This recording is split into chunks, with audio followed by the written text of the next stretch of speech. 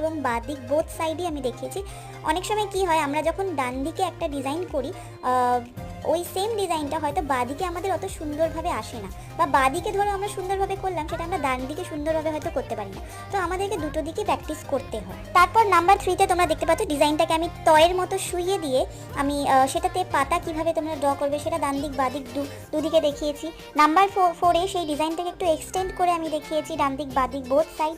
এবং নাম্বার 5এ আমি দুটো সিকে মুখোমুখি রেখে পাতার সাথে কিভাবে একটা ডিজাইন তৈরি করবে সেটা দেখিয়েছি, এবং মুখোমুখি রেখে এবং দুটো সিকে দুপাশে মানে দুটো অপোজিট সাইডে রেখে কিভাবে ডিজাইনটা তৈরি করতে পারবে সেটাও আমি এখানে দেখিয়েছি। তারপর আমি আম মোটিভ নিয়েছি, এটাও খুব ইম্পর্টেন্ট একটা ডিজাইন, যেটাকে তোমার যে কোনো কলকায় কোনো না কোনোভাবে তোমাকে বসাতেই হবে।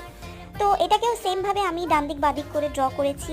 নাম্বার 2তে দেখতে পাচ্ছ পাতা দিয়ে ড্র করেছি, তারপর ওটাকে শুইয়ে ডান দিক বাঁ দিক করে ড্র করেছি, এক্সটেন্ড করে